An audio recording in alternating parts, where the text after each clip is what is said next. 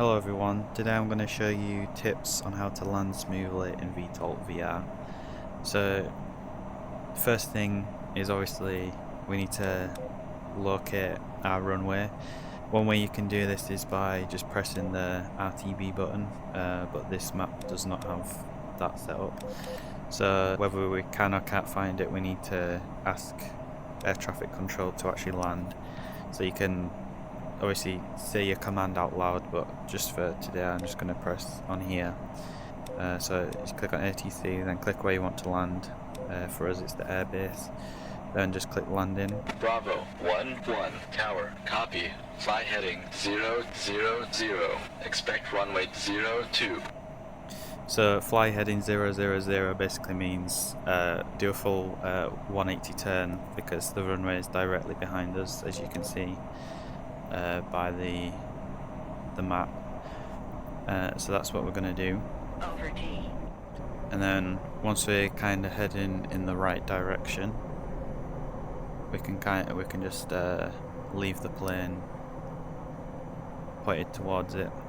You can turn on the autopilot if you really want to, but it's not really a big deal at this point. Then we're just gonna listen to it again, and this time we're gonna note which runway he says, because this is important. So if you just click on it again. Bravo 1-1 tower, copy. Fly heading 002. You can expect runway 02.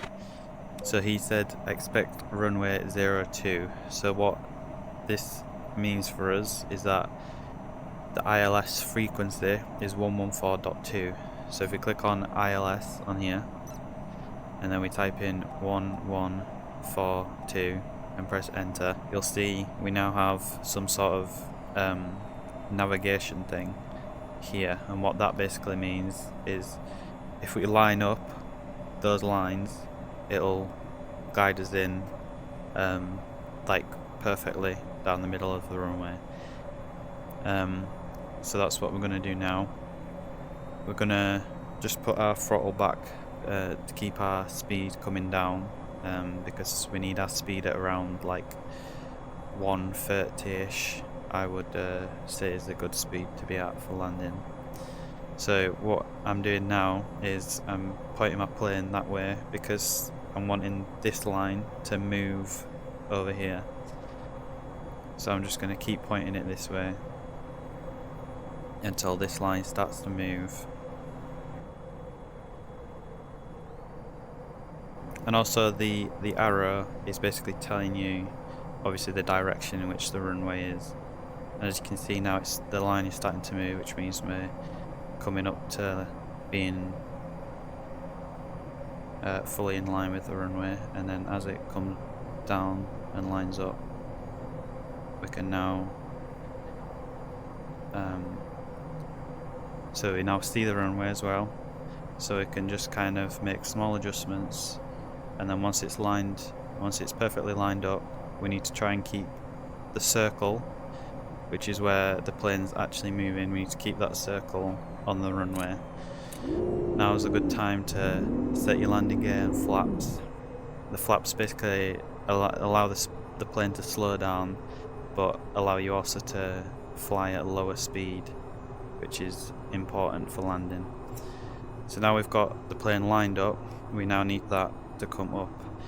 So if the line's too low down, then we need to point the plane down and descend more until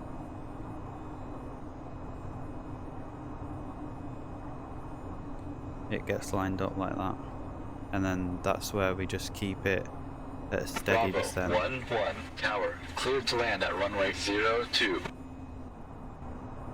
If we keep the throttle about quarter, or maybe a bit less actually, we just need to keep our speed as constant as we can and keep our rate of descent quite slow. It doesn't matter too much about the horizontal line, it's more the center line, because as you get closer to the runway, the runway is easily long enough for any of the planes. As long as you're at the right speed, it's easily long enough for a perfectly fine landing. And I've also found that sometimes if you're bang on the line, it directs you to at the very start of the runway, which means there's not much room for error. So now we can put the throttle to idle because we're close enough to the runway. We're now going to keep the nose about center and then slowly start to drag it upwards. Want about just below 5 degrees, and then as we get close to the runway, we're going to do 5 degrees, and then there you go. Then you can just put the brake lock on. So now I'm going to show you the exact same things, but in a nighttime slash foggy slash thundery setting where visibility is not high.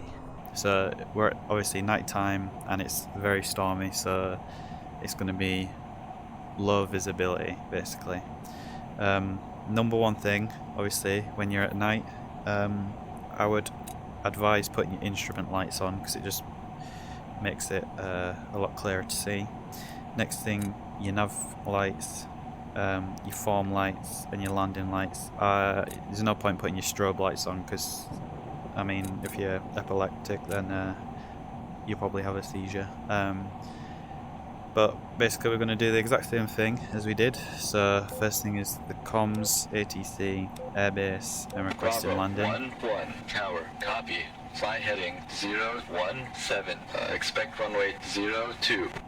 So if we remember, we need to take note of what runway he said, so that's runway 02, so we can put that on the ILS now. And now we just do a complete turn. One thing you need to be careful of is in like dark conditions you need to keep looking at your altitude because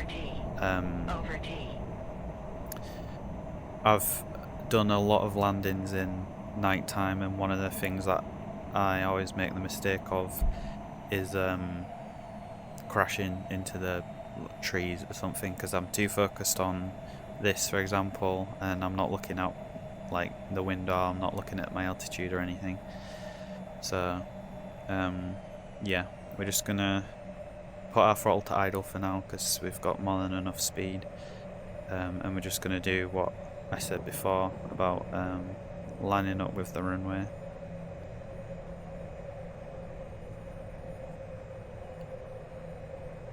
And then once we've got that lined up, I normally just keep my my circle on like the navigation point, and then once we're about lined up, we just need to descend.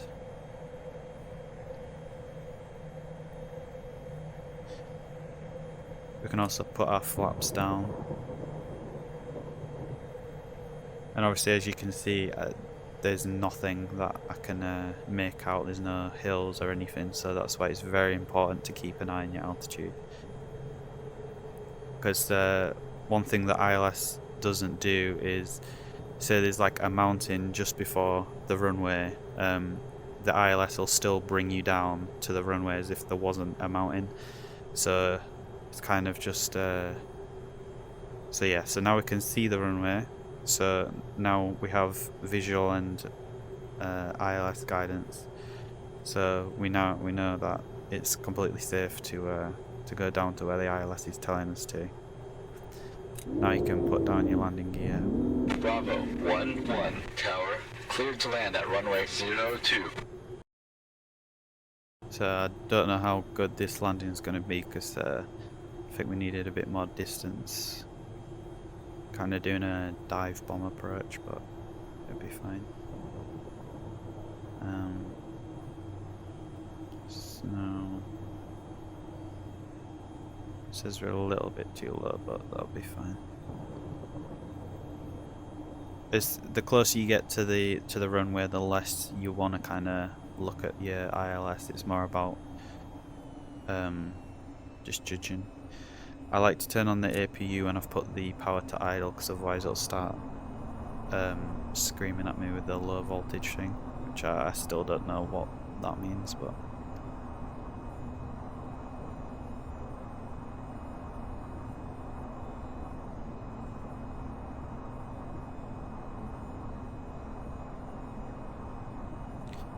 so again, as you get closer, you just want to flare a bit. That was a bit of a harder landing, but still landed and didn't crash, so I'd say it was a success. So yeah, that's how to land in conditions Welcome where back. Follow the taxi path to your parking area. before I got interrupted, that was the tutorial on how to land in good conditions in terms of visibility and poor visibility. So yeah, hope you enjoyed.